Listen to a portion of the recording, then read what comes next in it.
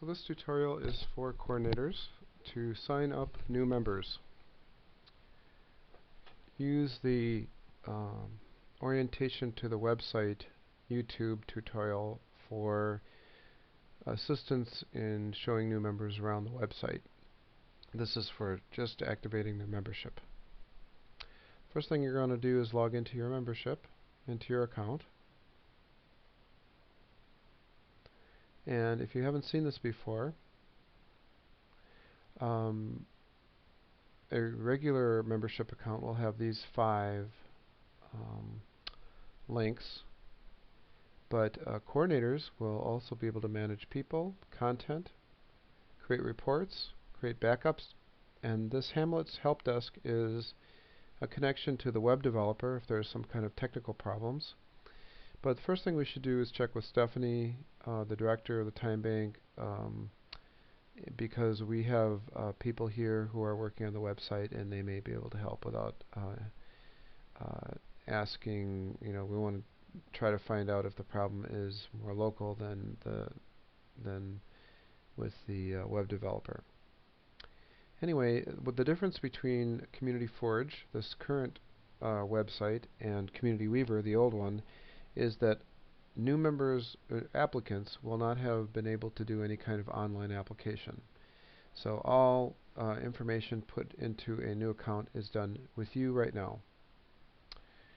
So we're going to go to Manage People. And you'll see there is a list of names here, but these are all active members. You see how it says active? So we're starting from scratch here. So what you're going to do is you're going to go to Add User, click on this link, and even though my email address is appearing here, yours might as well, I'm not sure, but you'll just erase that and put in their own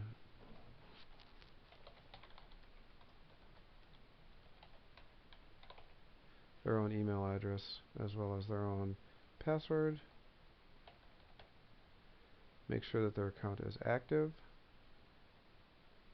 Put in their name, last name, street address, and then make sure that you put in their current neighborhood. In Madison, if they're in Madison, or a zip code and their zip code. Their phone number, other phone if they have one, and then they can put in a biography about themselves now, or they can do that later. You want to put in their birth date, birth year, as well as a language that they speak, 1 or more languages, plus their level of education. If they are a member who is not going to have access to the internet, they don't know how to use the computer, you would click here on Offline Member so that they can be flagged as someone who needs support from someone who is online. Also, you might like to have the member log in any organization that they are affiliated with, and then create their new account.